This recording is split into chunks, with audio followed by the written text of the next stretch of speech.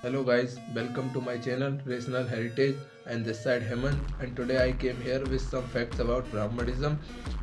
I have noted them. Let me tell you them one by one. तो first point is वेद को बुद्ध के समय थे, इसके क्या क्या आर्कोलॉजिकल एविडेंसेस हैं, और आज से 2500 साल पहले वेदों को किस लोकल भाषा में भाष्य किया गया, इसके क्या क्या आर्कोलॉजिकल एविडेंसेज हैं।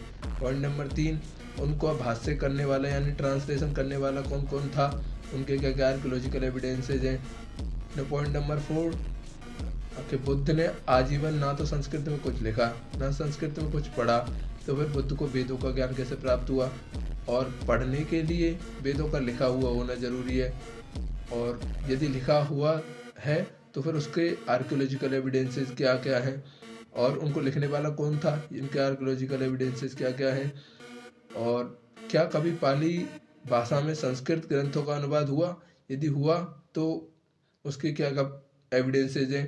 पॉइंट नंबर 6, कि आमतौर पर ज्ञान विज्ञान को या फिर यूनिवर्सिटियों में जो भी ज्ञान मिलता था उनको जनमानस में या फिर पब्लिक में पहुंचाने के लिए उनको लोकल भाषा में भाष्य किया जाता था यानी ट्रांसलेट किया जाता था। तो फिर वेदों को संस्कृत से किस लोकल भाषा में ट्रांसलेट किया गया, और उसके क्या क्या आर्कियोलॉजिकल एविडेंसेज हैं या फिर उनके क्या क्या प्रमाण हैं। आजकल जब संस्कृत पूरे ज़्यादातर स्कूलों में पढ़ाई जाती है, लेकिन फिर भी इसके बावजूद भी संस्कृत में लिखे हुए वेदों को कोई भी बंदा नहीं पढ़ सकता है, उसके लिए भाष्यकर्ता की ज़रूरत होगी, भाष्य की ज़रूरत होगी। तो फिर जब बुद्ध के समय में संस्कृत का रत्ती भर भी प्रमाण नहीं मिलता, तो उस समय वेदों को कैसे जाना गया होगा।